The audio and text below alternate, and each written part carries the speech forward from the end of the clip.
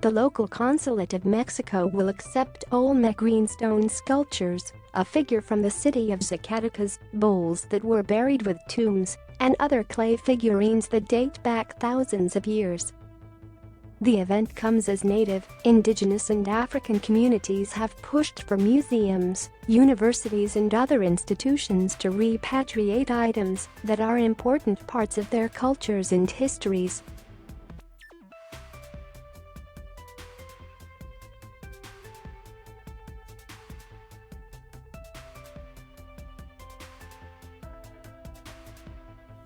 We did encounter a couple people who suggested, "Oh, you should just sell these.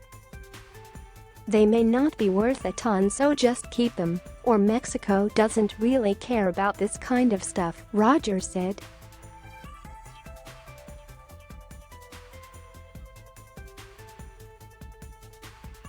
"They are important elements of memory and identity for our Native communities, and we are pleased they will be recovered."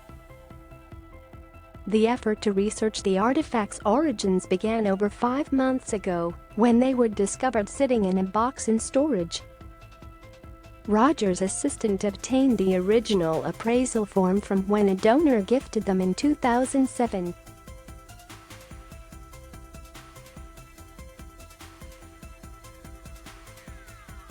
Playing internet detective, Rogers found the original dealer. A New York woman in her 90s still had the original note cards from the item sale to the donors in 1985.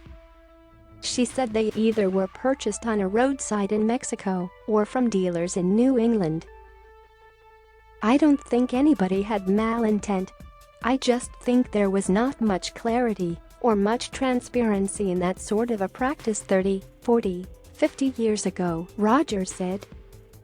Museum archaeologists at the University of New Mexico and Emory University in Atlanta authenticated the objects before talking with the local Mexican consulate.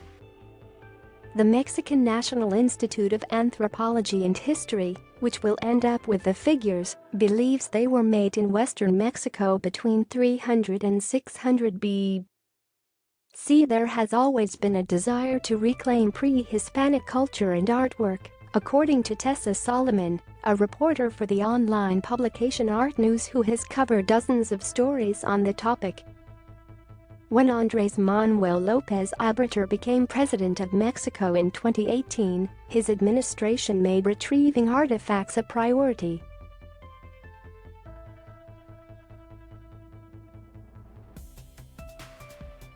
The effort spawned a social media movement called My Heritage Isn't for Sale.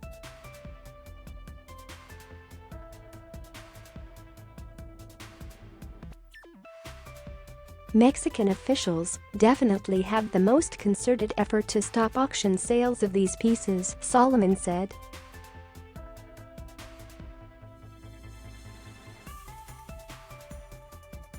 It shouldn't be up to other countries to create these histories.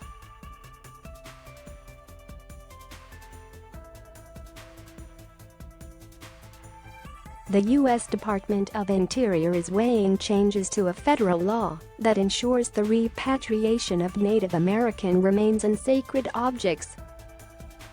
The proposed revisions include more clarity, specific deadlines and heavier penalties for violating the law. Indigenous groups from Canada are calling on the Vatican museums to give up tens of thousands of artifacts and art.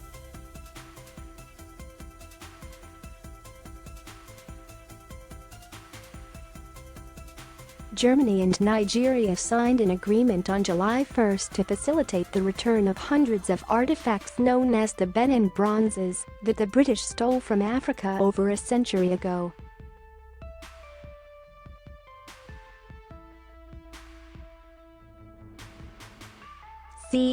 They will go back to the Nigerian government. Other Smithsonian museums have been returning objects to their rightful owners for more than 3 decades, said Kevin Gover, Undersecretary for Museums and Culture.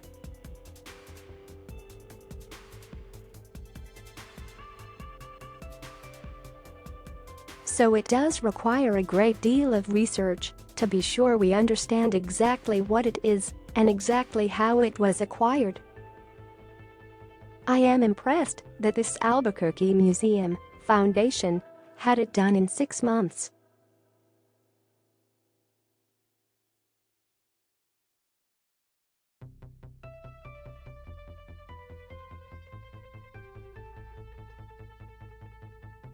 Museums and other art venues must face they are in an age where they will be judged by their actions, not just their artwork.